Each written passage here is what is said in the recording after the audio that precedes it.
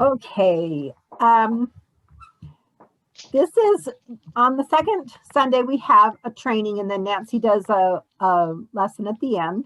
So if it doesn't seem like we're teaching you new things, that's why. But it's going to be, hopefully it'll be interesting. What I had sent out an email inviting all the consultants and the actually committee members in every ward, and asked them if they would watch the church-wide Temple and Family History leadership training that we had in February. And so what we're going to do today is we're going to review that and kind of talk about and discuss, actually have you give ideas also of what we can do to encourage other people, especially in our wards, with family history. So first of all, how many of you attended Roots Tech or have at least been into the website? It's still there. It's going to be there for a whole year. I think Nancy's going to talk a little bit about that at near the end, a little bit more about Roots Tech and how to access it. How many of you watched the Temple and Family History training?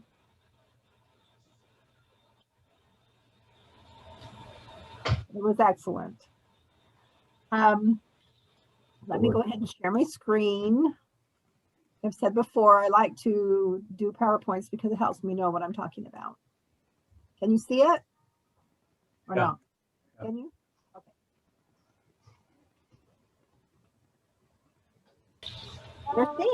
The theme for the training that they did in February, every February, just before Roots Tech, there is a church-wide Temple and Family History leadership training, and it's always excellent.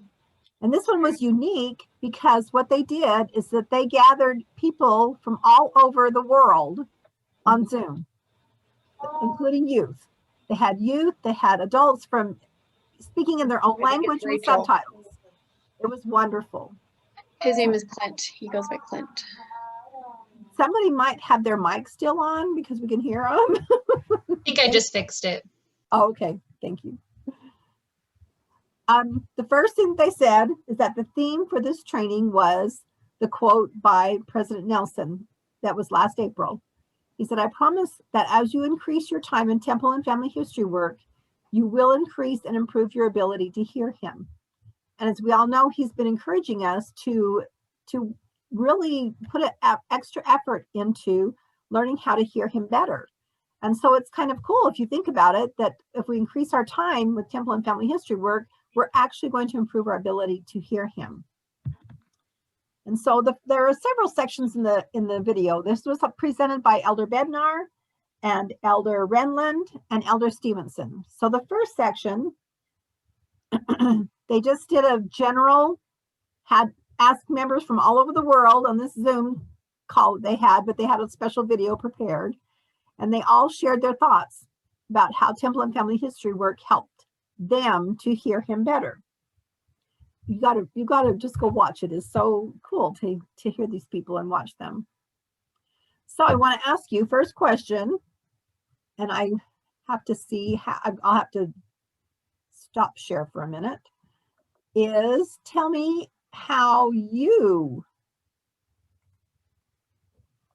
I ask you the question, how do you hear him by doing Temple and Family History work? Do you have an experience with that? Have you heard him better? How do you hear him better because of your work in doing Temple work and Family History work? Any comments? John? I find I hear him more clearly and better now that I'm doing more family history. I'm finding more and more and more and being led more directly to find people that I would not have normally found. And so today's an example. I've been on the computer all day today, and I've probably got 30 to 40 brand new families lit up green. Just it's unbelievable. Well, because you're hearing him better with family history, how does that help you in your everyday life? Do you think that because you're able to hear him better in family history, that you can hear him better in other areas of your life? I hope so. Does anybody have some other thoughts and experiences? Well, I've been corresponding with some of my distant cousins in Germany, and they've been aiding me in my research. Awesome. Cool. So do you think that you were able to hear him to be able to make contact with those people? There was a thought that came to me while I was doing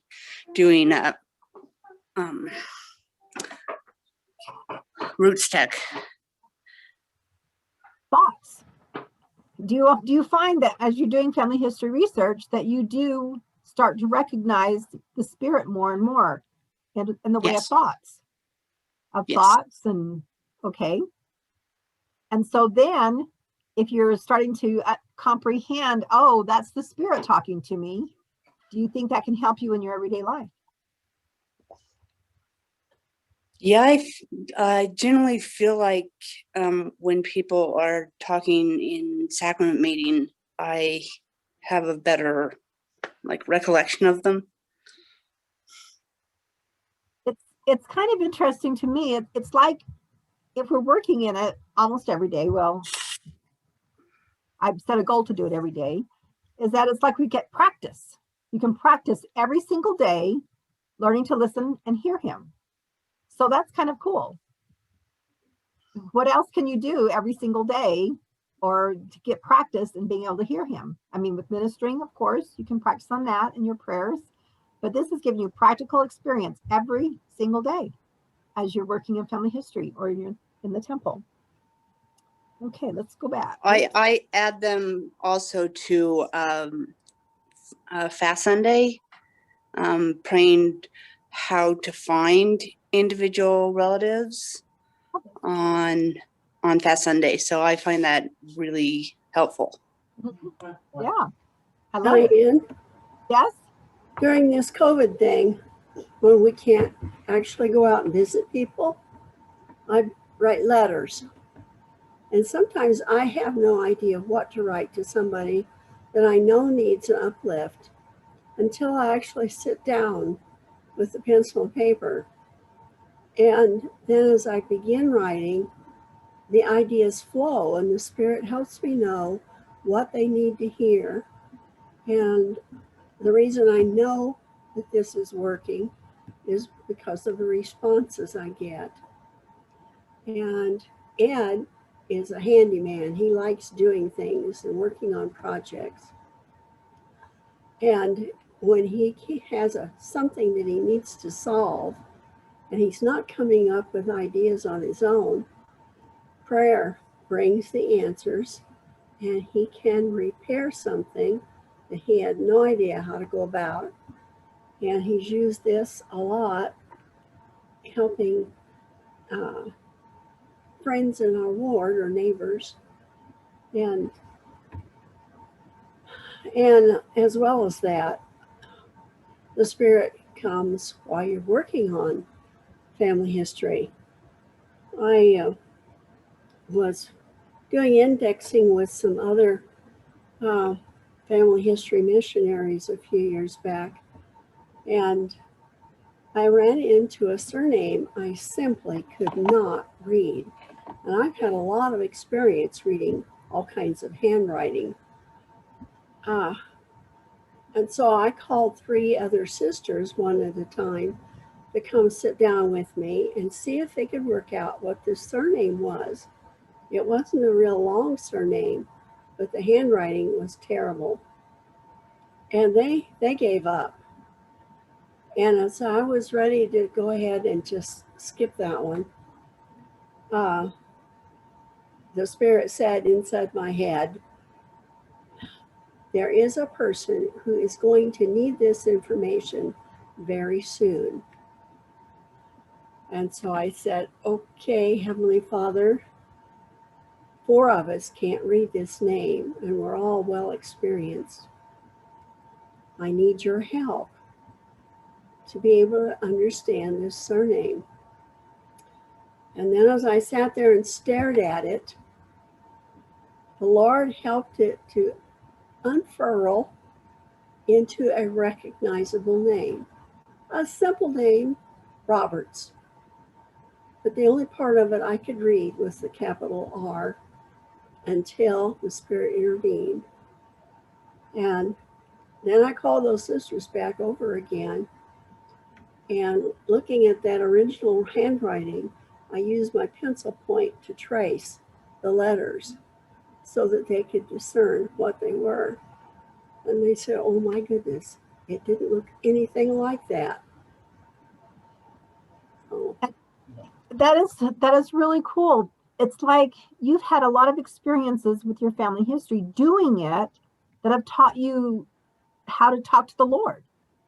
You know, it's really helped you with your family history, of course, but now you're going to have a little more confidence also in other areas that the Lord will help to make things clear as you're doing it. I like that you said the word as you were doing the letter to your ministering sisters, you were in the process of doing something. right. And sometimes we have to jump in and then the Lord helps us as we're working on it. Okay, let's go back to share screen.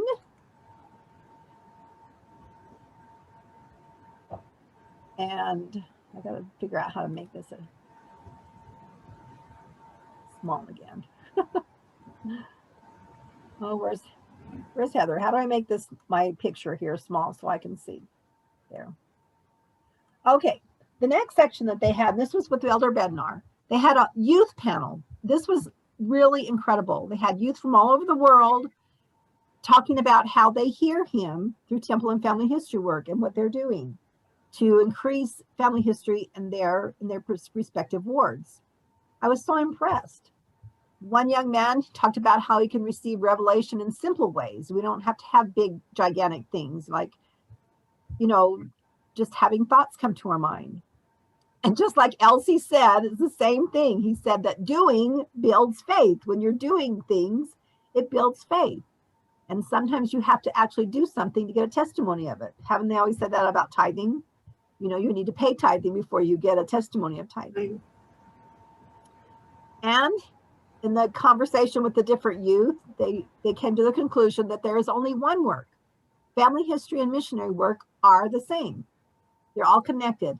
And one young teenager said, it all brings people to Christ. And I was just very impressed with these youth. And it was interesting, the power of one. He asked them to give examples of things that they had done. And if you watch the video, one of them talked about how in between general conference, they brought their computers and they started helping people. These youth did, just on their own. And he said, well, did you have it organized? And he said, no, just me and my brother and some of our friends. And it was actually what he realized talking to these youth, it was the power of one. One youth would do it, even without the adult supervision. They just did it on their own. Another person talked about the youth helping older members. And there is another group, they train the youth. They have a series of classes that they have the youth go through to teach them how to do family history in 10 minutes. And so these are just ideas, you know, that we can have as we think about our own wards. So do you have some ideas of how we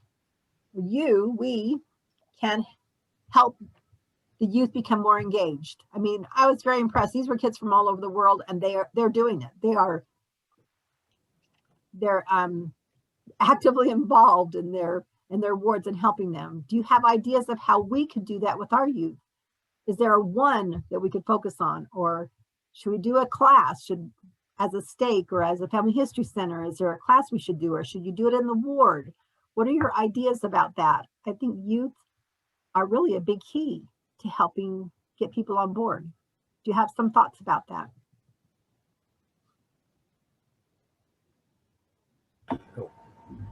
Diane, oh shoot, yeah, getting the unmuted blew my mind.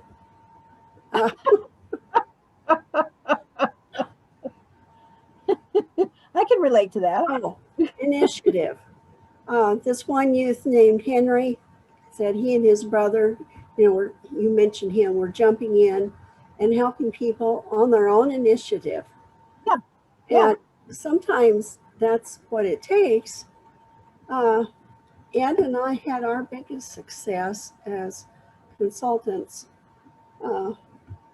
in our Illinois ward because we decided to take the initiative to approach ward members one by one. And it was Ed's inspiration. And ask them, where are you in your family history these days? What do you want to do next? These were youth that you were talking to? Were these youth? Individuals, they weren't always youth, but this would work with youth also. And then we'd ask them, what kind of help would you like? But it was the one-on-one contact that made the biggest difference in our ward, and finally got members of the church visiting the Family History Center in their own building. Up until that time, it was all non-members who were visiting.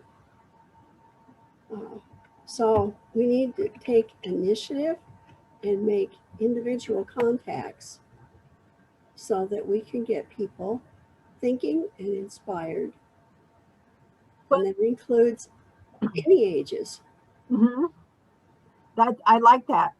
At the end of this presentation, also, we're going to learn more about how the ward council is kind of responsible. And there's a family history unit in each ward. And so taking the initiative, I wonder if maybe we need to go also through that committee so that we're kind of following channels as well. And by doing that, maybe they can also help with some ideas of how to engage the youth. Because I think after watching these youth, I was just so impressed. I think there's so much that they can do. Okay, the next section was with Elder Stevenson, or they had examples around the world of how temple and family history work had increased their ability to hear him. And they just had some wonderful examples. We've kind of talked about that. So that was with Elder Stevenson. Every single one, Elder Bednar, Elder Stevenson, Elder Renlund, each one of them reiterated the promise that we can increase our ability to hear him by doing temple and family history work. Do you all have any examples of, well, you've given me some examples, but do you have any more examples of times that you really have learned to hear him better through doing temple and family history work, like in your personal life? Brother Chestnut. We're not on. You hear me? Yes. Okay. Yeah, I've had one. It takes time to do family history work, and I've found that recently, since I've been taking time away from other things that I need to pursue and do, I have found that I've been blessed to find ways to maybe rethink some of the things I'm doing that are non-family history oriented. And I think that's because he's blessing me for sacrificing the time and then thereby giving me inspiration to see things in a different perspective so that I'm getting more done in less time on my other, and in a more efficient way and maybe a more intelligent way than what I was pursuing before. And so I've really noticed that, being blessed I don't know how to explain it. I can't give you any details, but I see that I'm being blessed because I have felt that, my family, this is important. I'm the only member in my family, and therefore I really realize by my family, I mean my extended family. My wife also, Jill, is the only member in her extended family. But that that's on our shoulders, but I just really feel it right now. I'm being blessed, I'm being helped, and to do things that one project is something that's been on hold for a long time, and I just feel like I'm receiving a lot of inspiration as to how to pursue that. And I think that's because I'm working for my ancestors. Some of the examples that they had was I don't, if you've seen it, the one, there was the whole, family, and I guess the daughter is the one that had been doing a lot of the family history work, but she was young, so she couldn't do the endowments. She could only do baptisms. And so her mother went to the temple with a stack of cards and thought she would only stay for, just one session, but had the thought, I should stay for the whole session. She said, no, I need to go do other things. But the thought kept coming to her mind, look at the cards, look at the cards. So she looked at the cards. Oh yeah, I know who those people are. And then the thought came again, look at the card, look at the card. So she did, and she saw her daughter's name there. And she realized that her daughter couldn't do this work and that these people were depending on her to do the work. That her daughter had gone to a lot of trouble, a teenager, a youth, to find these names. And it was her responsibility then to get the temple work done. So that was a cool story. And then there was one that I loved, the couple from the Philippines. They were talking about that how much we need to do to prepare for his second coming. And they made the comment, and I have heard this as well and thought this as well, that every time someone is baptized, joins the church, there's great rejoicing on the other side. And one reason there's rejoicing is because those ancestors of that person are rejoicing because they know that they're going to be found and they're going to be able to receive their ordinances. And so you can see that missionary work is tied with family history, that every convert that we can bring in brings great rejoicing on the other side. And so for me personally, I've always been the one just finally told the Lord, it's like, I don't get answers to my yes and no questions. Just put me in the right place at the right time and I'll do it. But I have to say that by doing family history, because those thoughts come into my mind, like you all have been saying, I just have a thought to go look here or look there. And it's almost like I don't even recognize that it's the spirit because it's just come so quickly. And I just react. And then I'm realizing that in my everyday life, like with my ministering sisters or with my children, when I get those same type of thoughts, I need to pay attention. And so by doing family history, it's helping me to fine tune that a little bit so that I can also be a better mother, to be a better ministering sister, to be maybe a better missionary. That if I learn to pay attention to these thoughts that come like they do when I'm working on my family history. Does any of the rest of you have any more stories of how temple and family history? Did you raise your hand, Angel? I did, and then I stopped the video. So last week you were teaching about descendancy. And I thought, well, I've done my side. It's fine. And the Spirit said to me, oh, Diane's teaching this because you're a Metzger. And the Metzgers are converts, and their descendancy is not done. And then the Spirit said to me, the first shall be last, and the last shall be first. You need to get the work done for the ones for the descendancy on Ben's line. So when people are joining the church, they can find their ancestors on Family Search and connect. And I thought that was interesting. I love that. That is great. It's true. They can at least get a head start and then they can keep going. Yeah, I love it. Well, The other experiences are stories. as Diane says, nobody's work when you're using the descendancy system, nobody can say all their work is done. I mean, that's impossible. You just cannot say that. And I had experience with her when I told her that, yeah, all the Baird line is done. Well, she took about 10 minutes and showed me how to do it and pulled out about a half a dozen or 10 brand new names out of the work that for years our family said, now it's all done. It's all done. So, and I'm not even working on the Baird line now. I'm working on my wife's line. So none of us can say our work is all done. It's just not done. There's too many, and there's too much that's been thrown out. I said I've discovered a lot of new stuff today because I'm going back and checking on stuff that I did 10 years ago. And I thought I'd cooled everything. I had everything that was there. But as I'm going back and just looking, because of the new logarithms, because of the indexing program, I'm just finding oodles and gobs of people who are not attached to anybody because I did their work 10 years ago. And it's all been done. And now I'm finding, holy cow, this guy has 10 more kids.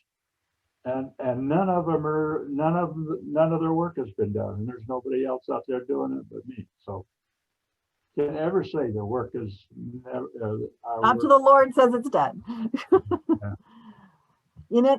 And another theme I've heard all the way through this is that prayer is huge. And it's this hear him thing, praying. It's like today, for one of my friends, for her birthday, I wanted to give her some temple names for her birthday present. And of course, she has pioneer ancestors way back on all of her lines.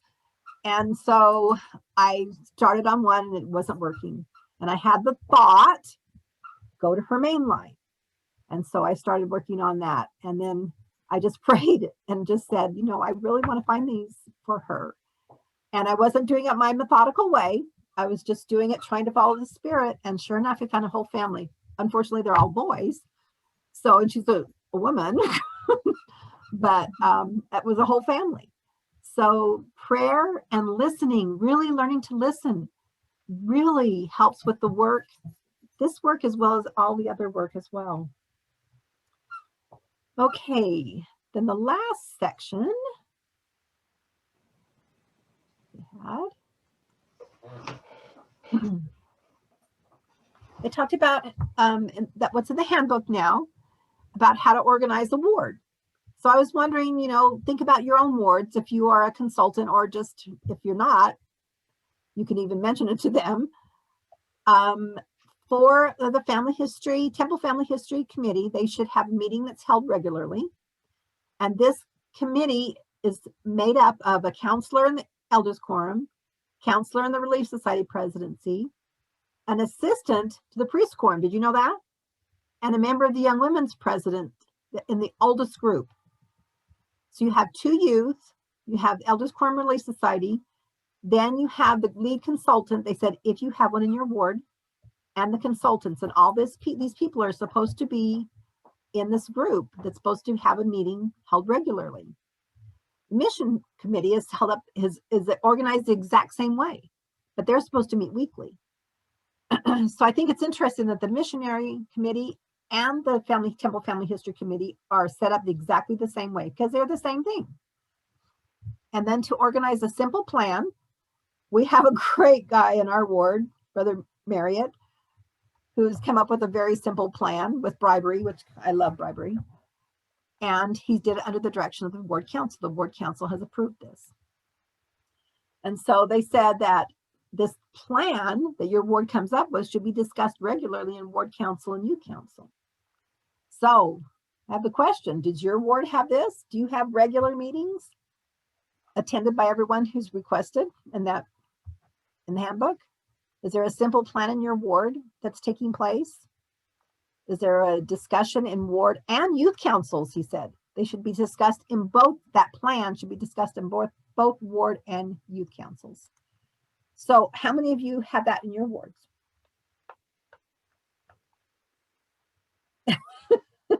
Nobody, it's just our ward. Okay, we got some work to do. Our word changes frequently, so I've suggested it to the Relief Society president, member of both of the Elders Quorum presidencies, and the new primary presidency when they were called. I sent out an email to them and let them know. Our ward is just so small that my kids pretty much make up the heads of each organization. So Yeah, And I the guess our bishops states are alerted to kind it of too as unique well. that way because we do have a huge turnover and a lot of young couples. So maybe there has to be some adaptations made. But anyways, just to throw it out there. So let's just conclude this with their little conclusion. Elder Bednar at the end said, you know, we learned a great lesson from COVID. He said, we never would have had this Zoom meeting from all over the world. He said, I was in your living room, you're in my living room, from all over the world. He said, what lesson we learned from COVID? Focus on what can be done rather than what cannot be done. You know, I think people think we can't do family history, it's too hard or whatever. We can't get it going in our ward because it's too hard. And so we need to focus on what can be done rather than what cannot be done. And then he said, he encouraged everyone, what have you learned and what will you do with what you have learned? So if you haven't watched that training, I encourage you. It's 1 hour and 16 minutes long. And it's very, very energizing to realize what can happen rather than what cannot happen in our own wards, even in our own families. Ellen, did you have a comment? Yes, I do. Thank you. I just wondered, what is the training? I'm not familiar with this enough to know where to find it.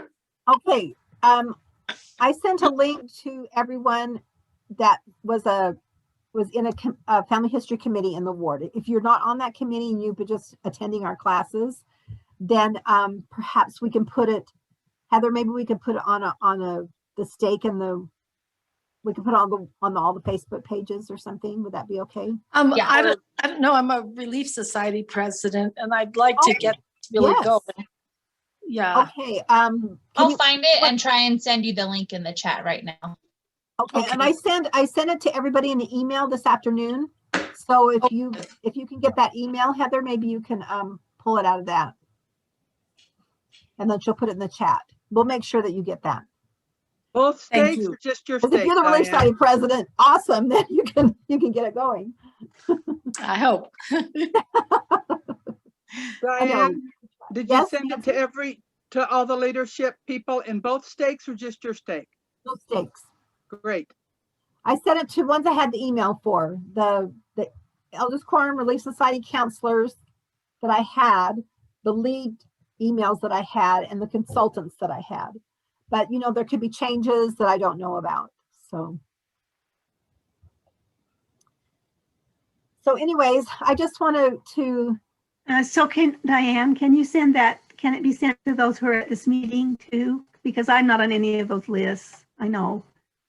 Who said that? Barely sent it. Oh, Jeannie, yes.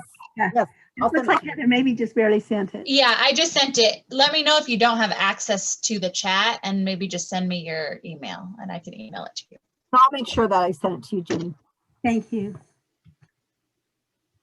So it's kind of nice because sometimes you get a little well, I'm not going to say you, I get a little discouraged and thinking, am I doing the right thing?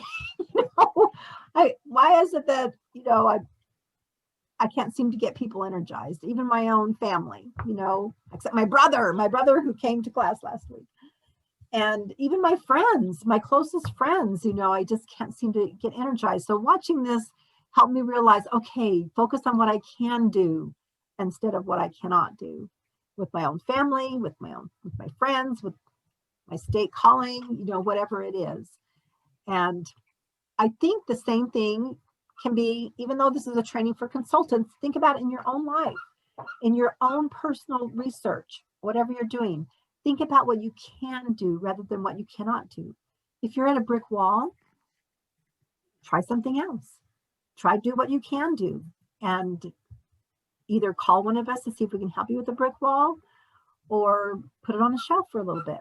You know, just keep focusing on what you can do and keep doing what you can do instead of focusing on what you cannot do with family history for yourself. And just keep recognizing more and more and more. That's the thing that I think is so cool, is that you really can learn to hear him by doing this work, because he does whisper to you. The angels, they really are whispering to you all the time. And the more you recognize that with family history, the more you'll recognize it in everything else. And I know I've said that, I repeated that several times in this presentation, but it's because I just have a huge testimony of that. So y'all who came, you're doing a great work. Thank you for coming. And then we're going to let Nancy teach. Sorry, Nancy, I took too much time. I'll let you take over now. I don't have too much tonight because what you told us tonight, what you reminded us of is the most important thing we needed tonight. But I do have about 4 quick items. Number 1, does everybody here know how to find the chat on Zoom? Or is that something new? Because that's where Heather posted it. And depending on how you have your Zoom set up to view and show is going to vary where you find the chat. On mine, the way it's set up right now, down on the bottom, there are 3 dots with the word more. And if I click on the word more, a window pops up and one of them says chat. And if I click on that chat, that's where Heather has posted the link to the classes that Diane was talking about. So just to make sure everybody knows how to do that. Now I need to remember on this how I am going to get back my main screen so that I can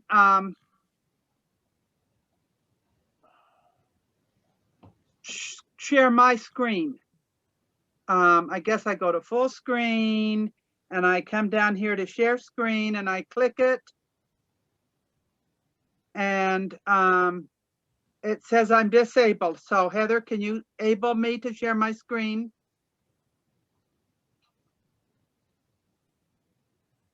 She's thinking, she's You're shaking done. her head. I did it. Okay, okay. Go ahead. I had 4 brief things to talk about tonight. The first one was a little bit about Roots Tech in this regard.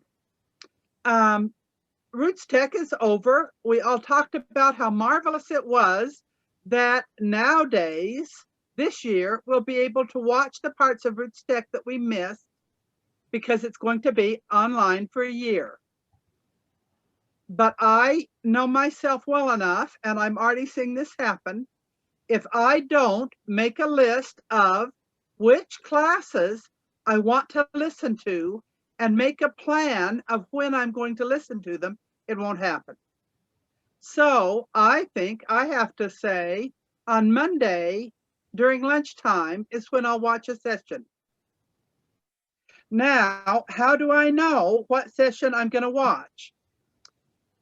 If I go to my Chrome and if, I had technical difficulties as I moved downstairs. I have about 15 people upstairs playing games. And so I came downstairs to have a little more quiet during our meeting.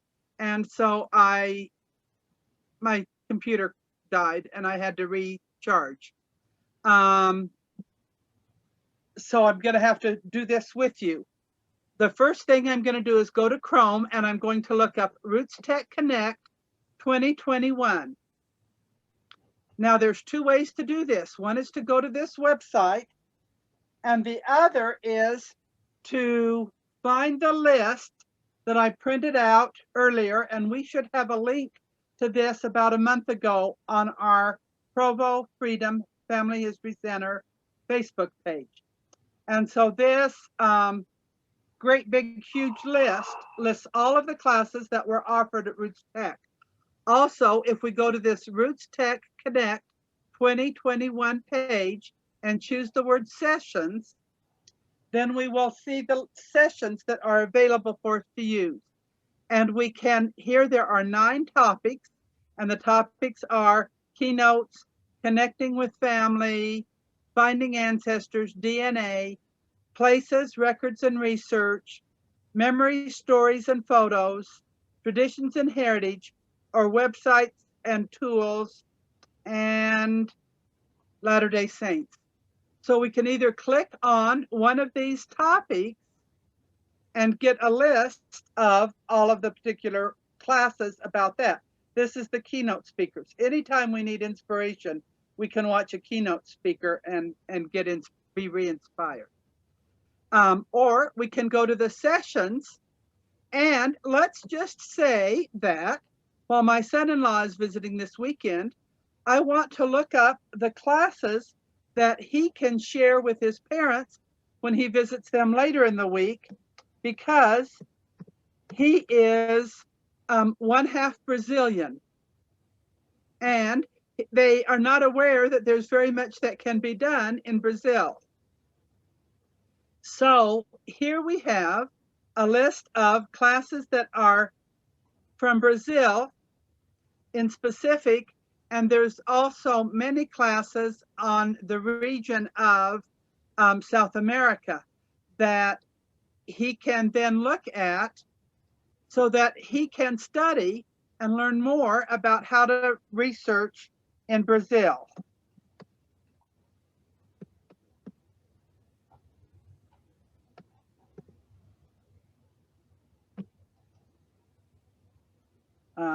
I have to add that S.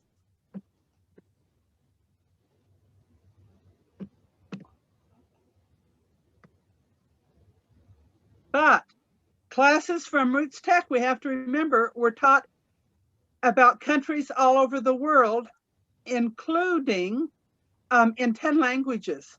So there certainly are going to be classes right in here about Brazilian research that will be able to help him figure out how to research his Brazilian family. Now, something else that we happen to, well, so I'm suggesting that we all make a goal of this. And I'm just going to mention a little bit of a story about what happened today when we were discussing family history. We pulled up his line, and all that's in Family Search are his parents and his grandparents' names. His parents, more information, his grandparents, just barely anything. None of their parents, not very many brothers and sisters, but there's blue hints. And when we looked up the blue hints, these hand record Brazilian vital records, we'll find out more about them when somebody that reads Portuguese can read them.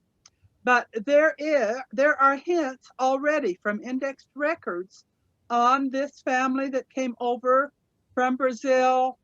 Lauren Mack was a soldier in Brazil during World War II, met his bride and brought her back to the States at the end of the war.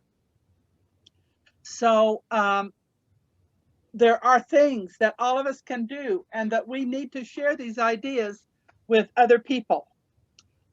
Something that pleased me as we were looking on his line is I found several hints, several record sources that had been added when his teenage daughters, or in other words, my granddaughters, had been playing on Family Search. How thankful I am that these girls are doing family history, that they've already figured out how to attach hints and are beginning to do that.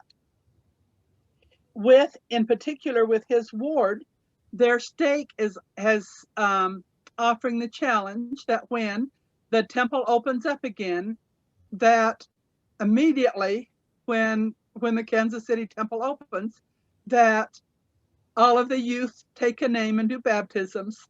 The following week, the parents go and do initiatory. The following week, the parents go and do endowments. And the following week, the parents go and do sealings. And so my son-in-law, who really hasn't done much family history, besides remembering a few stories about, because he's a descendant of Lucy Mack Smith's father, and except for the stories that they've heard about that family, very little family history has been done by him. So I'm pleased that his ward has taken this seriously, and in their state council and ward council meetings have made this challenge to do temple work. And by the way, we really believe that the temple's getting ready to open up. Workers at the City Center Temple the last 2 weeks have received emails asking if they want to continue to be temple workers when we reach the next phase level. So it is on its way. And when the temple's open for phase 3, the only names that we'll be able to do are those that we take ourselves. So setting goals. One of my goals was to share this with my son-in-law about Brazilian work. One of my goals was to figure out how I can work into my busy schedule a regular Roots Tech session while they're available to me this year in this unprecedented good luck that we have to do that. I also have said, okay, for a goal for me, I want to join the Daughters of the Utah Pioneers. Now that isn't a temple work goal, but it certainly is a family history goal. And I want to work on the family of John Edwards, one of my father's ancestors. Then I think that I need to also immediately, something I need to do, and I've worked on it this week a little bit, is stay current on all births and deaths in my family. We just got home from a funeral of my husband's 96-year-old aunt. And so I thought, oh, I'm going to add her obituary to memories. And I'm going to make sure that things are updated, that I've added her to Find a Grave. And I was amazed at how much of her family is not in Find a Grave. And so this week I have worked on that. Now I'm trying to refine some pictures so that I can add pictures to Find a Grave, as well as pictures to memories on these family members of my husband. So I think it's good for us to keep in our family history notebook a list of these goals of things we want to work on so that we remember to do them. I think Angel last week shared with us some of her goals. Tonight she's shared a goal. Who else lately has said, oh, this is a goal of something I'm going to work on this week? Unmute yourself and chime in if you've thought of a goal of something that you're going to be working on.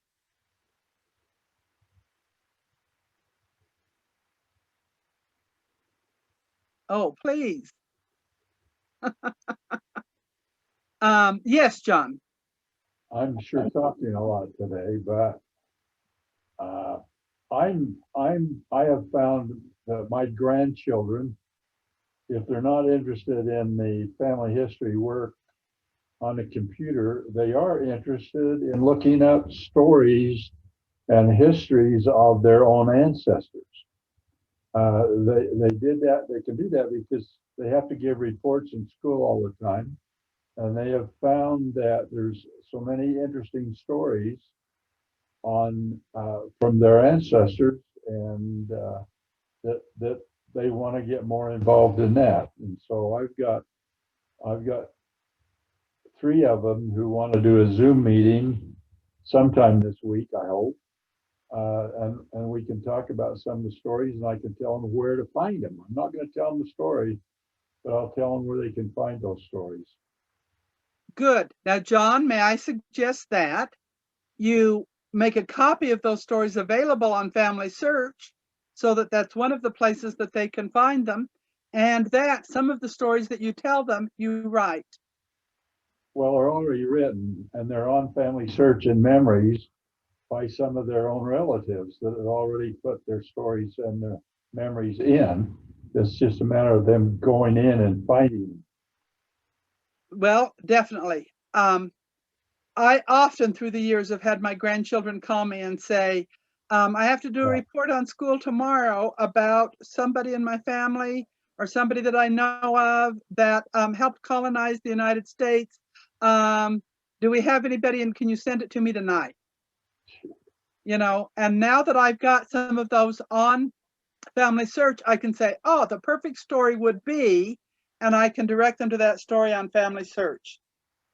Sometimes we think that everything we put on Family Search has to be a polished, multi-page paper. It doesn't.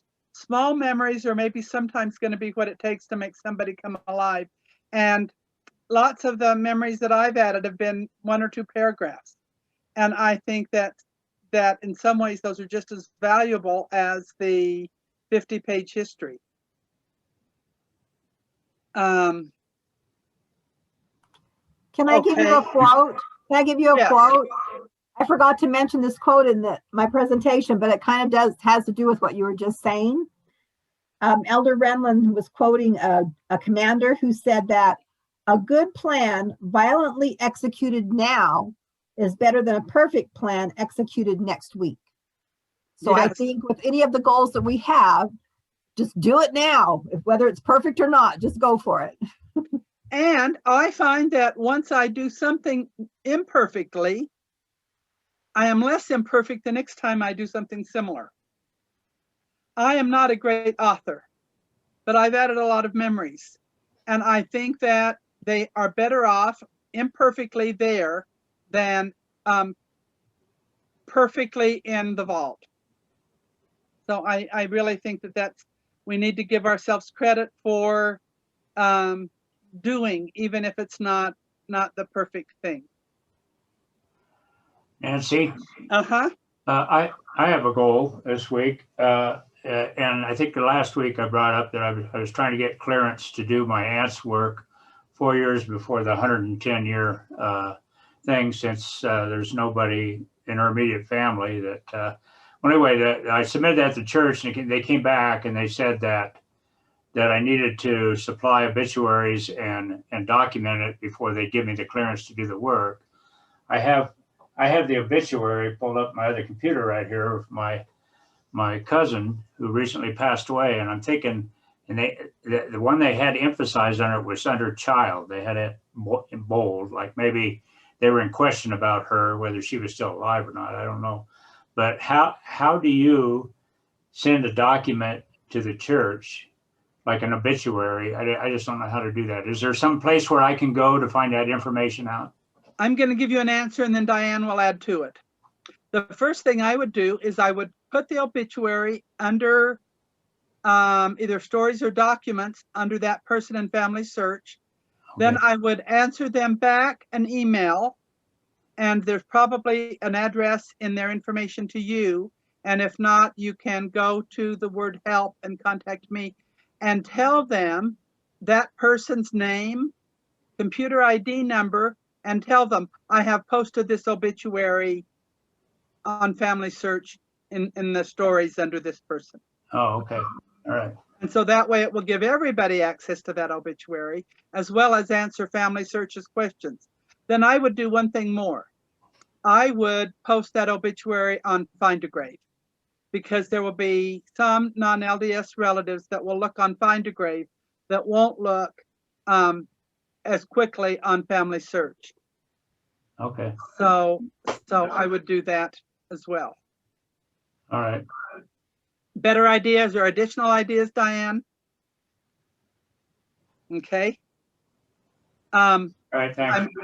I'm glad that you are in the process of getting these temple work, these names ready. As I work with my son-in-law today, with the hints that have been sent by Family Search, he probably has one of these names of his Brazilian ancestors that's ready for temple work. They just need to confirm, you know, in lots of South American countries, every girl has the first name of Maria. So they just have to make sure that Maria, whatever the rest of her name is the right Maria, because both sisters have the first name of Maria. So they need to make sure that this is that they're assigning that birth record to the right Maria.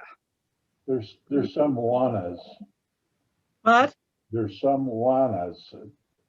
You know, Juanita, Juana. Oh, okay. You know, but yeah, there's a lot of Marias. But I'm not remembering right now. Abigail. I think that the great grandmother's name is Abigail, but her first name is Maria, and then her sister's other name is not Abigail, and the name in the vital record was not Abigail, but we need to, You know, we need somebody that can read Portuguese to finish going through that record and make sure that we're interpreting it correctly.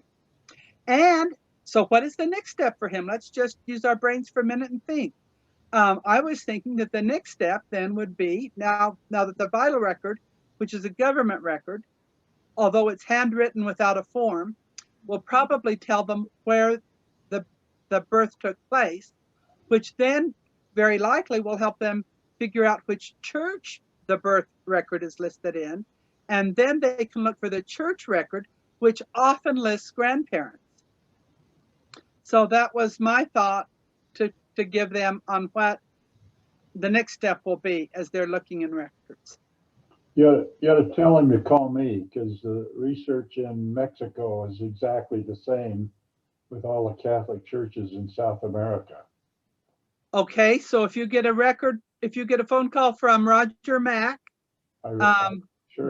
that's why he's calling you. Okay. Okay. Thank you. Anybody else have a goal that they had thought of that has been come to their mind? I hope that before each of you go to bed tonight, you hear him enough to hear a little hint of what a goal ought to be. But I like your comment about both of you about imperfect effort, because I feel I'm a classic example of that over here. So you just try and get it done, and even though you don't know how to do it. So. And how do you learn? Practice. Yeah. How do you get good judgment? You get good judgment by practicing and finding out your bad judgment. But that's a sidetrack that didn't apply to this, does it? Anyway. Thank you. My fourth comment tonight was, next week we're going to have at our 7 o'clock lesson a very interesting talk, I think, on how to use Google Maps to locate where our ancestors were. And I think that as we find out where they were through Google Maps, it's going to give us ideas of where they then moved from. That would be called migration trails. And so that will be, I think, a very good lesson next week. It is being taught by Diane, who's teaching that lesson? Critchfield. Okay. So that will be very interesting one. Any questions or comments? Oh, there was one more thing I was going to tell you.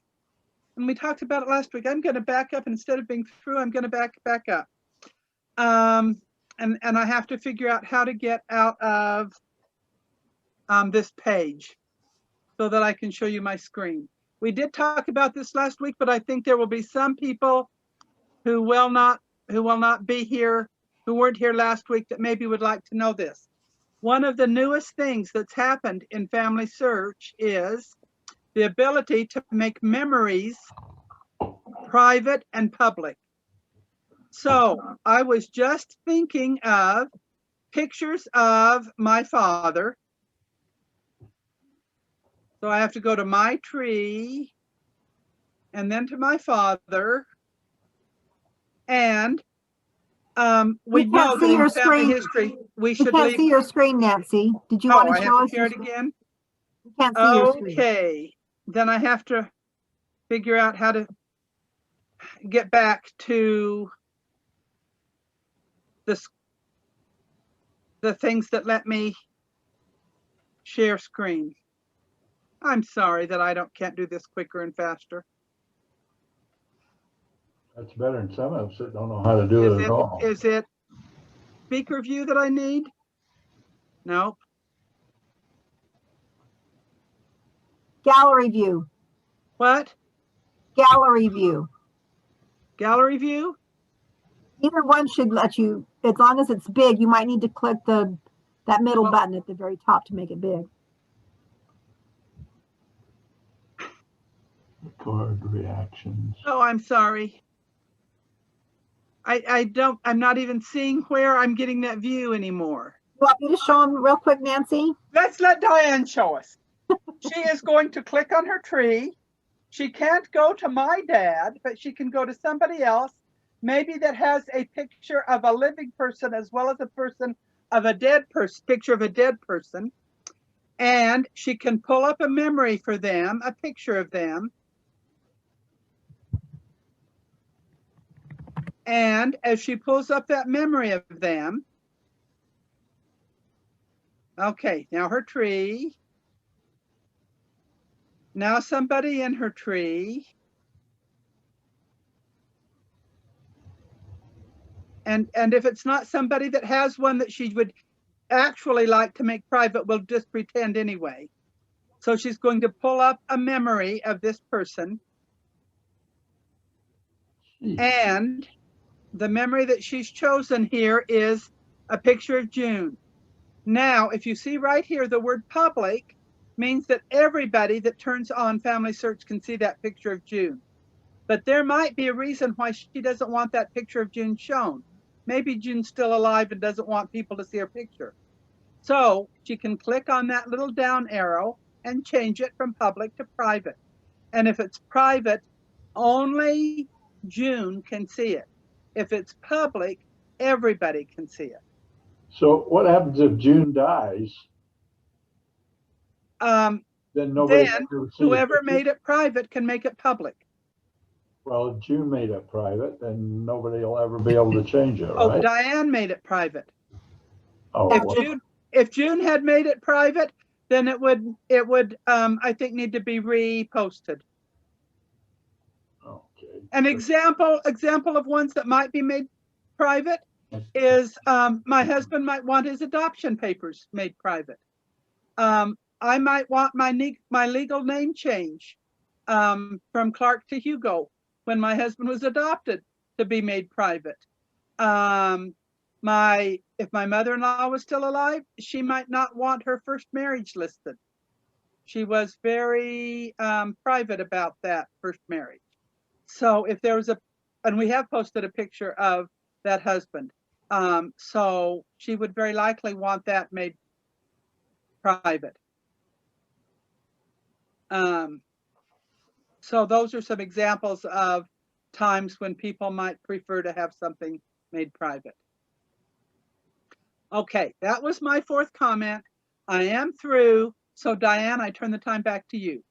Okay, just in case you're curious, I know I was in another Zoom meeting and they said, why do you keep throwing something? I just want to let you know, I have a dog and she thinks that whenever I'm on Zoom, it's time to play. And so she brings me her toy and I have to throw it. So I wondered why you were throwing paper airplanes. Now we know. It's her favorite toy. She just, I don't know why, but she thinks when I'm on Zoom, it's time to play. I hear Rick asking another question. Okay, Rick.